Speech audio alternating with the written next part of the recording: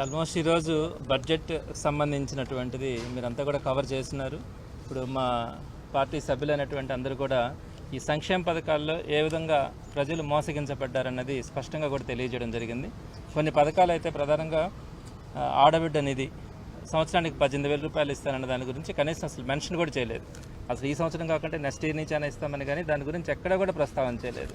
అదే జగన్మోహన్ రెడ్డి గారు అయితే దానికి చాలా వాల్యూ ఇచ్చినారు. అంటే ఇంచుమించుగా 18,500 రూపాయలు సంవత్సరానికి ఇవ్వడం కానీ, వారికి ఉన్నటువంటి డ్వాక్రా లోన్స్ని క్యాన్సిల్ చేయడం కానీ, వీటన్నింటినీ కూడా అనేక పథకాలు మహిళల కోసం చేపడితే ఈరోజు కనీసం దాని గురించి ఊసి కూడా లేదు. సో ఇలా మిగిలినటువంటి పథకాలలో కూడా చాలా విపరీతమైనటువంటి కోతలు కూడా విధించినారు. సరే, నేను దాని గురించి ప్రస్తావనకు పోవట్లా.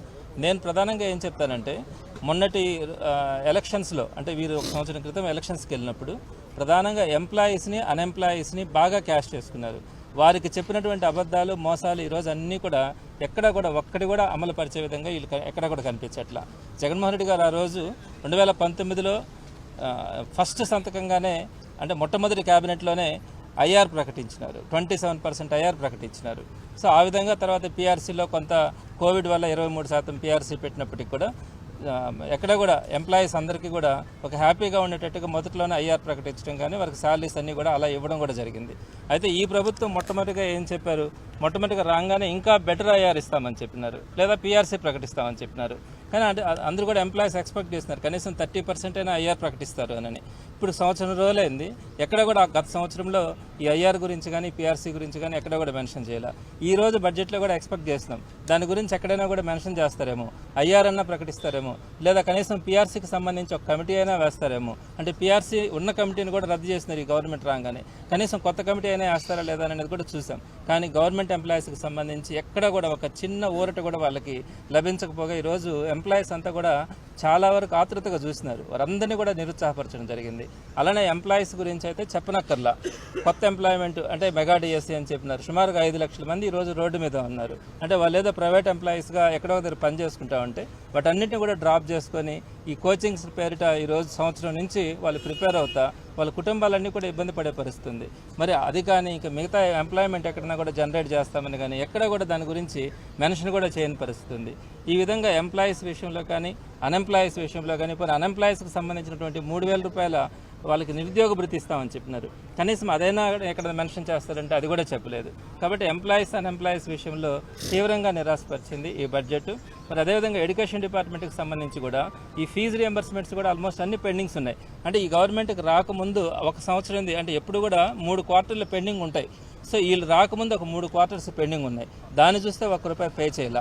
మళ్ళీ వీళ్ళు వచ్చిన తర్వాత ఈ 1 సంవత్సరంలో 1 క్వార్టర్ పే చేసినారు. అంటే ఇక్కడ ఒక 3 క్వార్టర్స్ పెండింగ్ ఉన్నాయి. అంటే ఎప్పుడు కూడా ఫీజు రియంబర్స్మెంట్ అన్నది 2 లేదా 3 క్వార్టర్స్ మ్యాక్సిమం పెండింగ్స్ ఉంటాయి. కానీ ఈరోజు వీళ్ళు వచ్చేటప్పటికి 1 సంవత్సరం గడిచిపోయింది, 6 క్వార్టర్స్ పెండింగ్ ఉన్నాయి. పిల్లలంతా కూడా సర్టిఫికేట్స్ తీసుకోలేక, అంటే అకాడమిక్ ఇయర్ అయిపోయింది, లాస్ట్ అకాడమిక్ ఇయర్లో కూడా 3 క్వార్టర్స్ పెండింగ్ ఉన్నాయి. ఈ అకాడమిక్ ఇయర్లో కొత్తగా ఒక 3 క్వార్టర్స్ పెండింగ్ ఉన్నాయి. 6 క్వార్టర్స్ పెండింగ్స్తో 2 సంవత్సరాల ఫీజులు కట్టుకోలేక పిల్లలంతా కూడా అల్లాడుతూ ఉన్నారు. తల్లిదండ్రులంతా కూడా ఈ ఫీజెస్ని కట్టి వాళ్ళ సర్టిఫికేట్స్ తీసుకెళ్లి ఉన్నత చదివించుకోవాలంటే చాలా ఇబ్బంది కనపడతా ఉన్నారు. అదేవిధంగా ఇంకా ప్రధానమైనటువంటి ఇష్యూ ఏంటంటే, ఇన్ని పథకాలు అమలు చేస్తూ ఉన్నారు జగన్మోహన్ రెడ్డి గారు.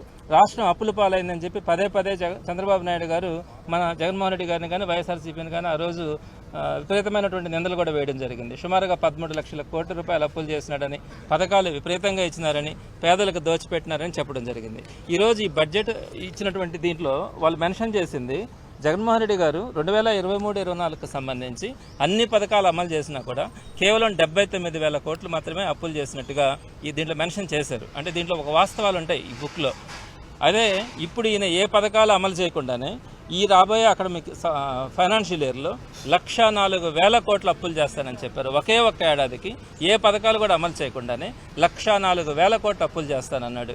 గడిచిన సంవత్సరంలో ఎన్ని కోట్లు చేశానన్నారు? 98,576 కోట్ల అప్పులు చేశానని చెప్పాడు మొన్నటి సంవత్సరం. ఎక్కడైనా ఒక్క పథకమైనా ఇచ్చారా? ఆ గ్యాస్ సిలిండర్ ఒక్కటి ఇచ్చారు, అది కూడా దానికి కూడా చాలా తక్కువ బడ్జెట్. అది తప్ప ఇంకెక్కడైనా కూడా ఒక్క పథకం కూడా లేదు.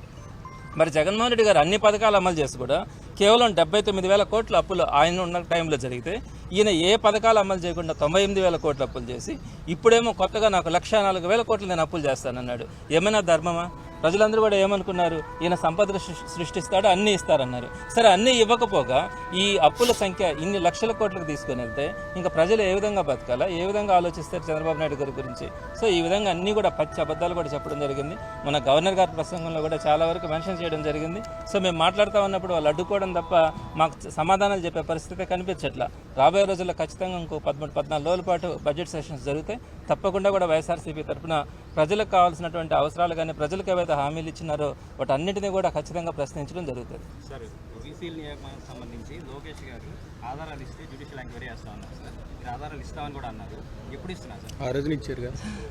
దీనికి సంబంధించి మొన్నటి రోజున గవర్నర్ గారి ప్రసంగం మీద ధన్యవాదాలు తెలిపే కార్యక్రమంలో భాగంగా అనేక అంశాల గురించి మేము మాట్లాడుతూ ఉన్నాం. అందులో భాగంగా నేను మాట్లాడుతున్నది బలవంతంగా అంటే వీసీలను ఒక 6 మందిని మేము నామినేట్ చేసినామని చెప్పి రాశారు. అది రెగ్యులర్ ప్రాసెస్.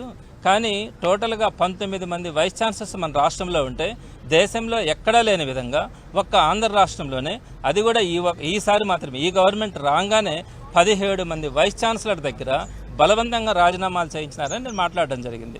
దానికి లోకేష్ గారు ఏం చెప్పారు, నేను ఛాలెంజ్ చేస్తా ఉన్నాను, మీ దగ్గర ఆధారాలు కనుక్కుంటే నేను ఎంక్వైరీ వేస్తాను అన్నాడు. ఎస్, మేము ఆధారాలు ఇస్తామని చెప్పి ఆ రోజు మాట్లాడుతూ ఉంటే కనీసం మాకు మైక్ ఇవ్వకుండా, మాతో కనీసం మాట్లాడనివ్వకుండా అర్ధాంతరంగా సభను క్లోజ్ చేయించడం కూడా జరిగింది. అదేవిధంగా ప్రెస్ మీట్ కూడా నిన్న పెట్టడం జరిగింది. రేపు 3వ తారీఖున మేము సబ్మిట్ చేస్తా ఉన్నాం మా దగ్గర ఉన్నటువంటి ఆధారాలని. వెరీ క్లియర్ ఎవిడెన్సెస్ ఉన్నాయి. వాటిలో ఫస్ట్ ఎవిడెన్స్ ఏంటంటే రిజిగ్నేషన్ ఏదైతే వైస్ ఛాన్సలర్స్ ఇచ్చినారో అక్కడ మెన్షన్ చేస్తున్నారు క్లియర్గా, ఆంధ్రప్రదేశ్ గవర్నమెంట్ నుంచి వచ్చినటువంటి instructions, AP state council higher education chairman ఇచ్చినటువంటి ఓవరాల్ ఇన్స్ట్రక్షన్స్ ద్వారా మేము రిజైన్ చేస్తున్నామన్నారు. మూకుమ్మడిగా 17 మంది వైస్ ఛాన్సలర్ రాజీనామా చేసిన సంఘటన దేశంలో ఎక్కడ లేదు. ఆ 17 మంది రాజీనామాల పత్రాల్లో కూడా మెజార్టీ అందరూ కూడా ఈ పదాన్ని మెన్షన్ చేయడం జరిగింది. అక్కడ మీకు అర్థం కాలేదా బలవంతంగా వాళ్ళ దగ్గర చేయిస్తా ఉన్నామని? అదేవిధంగా రెండవది కూడా, ఈ వైస్ ఛాన్సలర్ దగ్గరికి వెళ్ళి నేను ఈరోజు ఇక్కడ మాట్లాడడానికి కొంచెం సిగ్గుపడతా ఉన్నాను. వాళ్ళతో మాట్లాడినటువంటి పదాలు చాలా అభ్యంతరకరంగా, కొట్టన వెళ్ళి వందల మంది ఆ వైస్ ఛాన్సలర్స్ మీద దాడులు చేసి మీరు రాజీనామా చేస్తారా లేదని చెప్పి రాజీనామాలు చేయించిన వీడియోస్ మా దగ్గర ఉన్నాయి. ఆ వీడియోస్ని కూడా సబ్మిట్ చేయడం జరుగుతుంది. అదేవిధంగా ప్రెస్లో అప్పుడు వచ్చినటువంటి వైస్ ఛాన్సలర్స్ మీద దాడుల గురించి ప్రెస్లో వచ్చినటువంటి ఫొటోస్ కానీ, న్యూస్ క్లిప్పింగ్స్ కానీ వాటిని కూడా ఎంక్లోజ్ చేయడం జరుగుతుంది. అదేవిధంగా ఆ రోజు ఉన్నటువంటి హైయర్ ఎడ్యుకేషన్ ప్రిన్సిపల్ సెక్రటరీ అందరూ వైస్ ఛాన్సలర్స్కి ఫోన్ చేసి 2 days లోపల మీరు రిజైన్ చేయాలని చెప్పి మాట్లాడడం కూడా జరిగింది. సో ఈ ఎవిడెన్స్ అన్నింటినీ కూడా రేపు 3వ తారీఖున ఎడ్యుకేషన్ మినిస్టర్ లోకేష్ గారికి ఇవ్వడం జరుగుతుంది. తప్పకుండా మేము డిమాండ్ చేయడం కూడా జరుగుతుంది. జ్యుడిషియల్ ఎంక్వైరీ వేయాలా, ఇక్కడ ఈ విధంగా తప్పు జరగకుండా ఇంకొకసారి ఎక్కడా కూడా, అంటే హైయర్ ఎడ్యుకేషన్ ఎక్కడైతే బాగుంటుందో ఆ సొసైటీకి కానీ, ఆ రాష్ట్రం, ఆ దేశానికి కూడా ప్రపంచంలో మంచి గుర్తింపు వచ్చే అవకాశం ఉంటుంది. అటువంటి సిస్టమ్నే పాడు చేసే పరిస్థితి ఉండకూడదు. మరి మేము ఖచ్చితంగా డిమాండ్ చేస్తాం, హైయర్ ఎడ్యుకేషన్ సిస్టంలో వేలు పెట్టడం కానీ, హైయర్ ఎడ్యుకేషన్ సిస్టమ్ని స్పాయిల్ చేయడానికి ప్రయత్నించినటువంటి విధానాన్ని జ్యుడిషియల్ ఎంక్వైరీ వేసి అక్కడ వచ్చేటువంటి రిజల్ట్ ద్వారా తప్పు చేసినటువంటి వారందరినీ, ఎవరైతే వైస్ ఛాన్సలర్స్ మీద గొడవలకు వెళ్ళినారో వాళ్ళందరికీ కూడా ఈ ప్రభుత్వం వచ్చిన తర్వాత కొన్ని నామినేటెడ్ పోస్టులు ఇచ్చింది. వాటిని కూడా మేము ప్రూవ్ చేయడానికి సిద్ధంగా ఉన్నాం. సో వీటన్నింటి మీద ఎంక్వైరీ వేయించి తప్పు చేసిన వారందరికీ కూడా శిక్ష పడేలాగా, భవిష్యత్తులో ఎడ్యుకేషన్ సిస్టంలో ఇంకొకరు వేలు పెట్టకుండా ఉండేలాగా మేము విచారణ కూడా కోరడం జరుగుతుంది.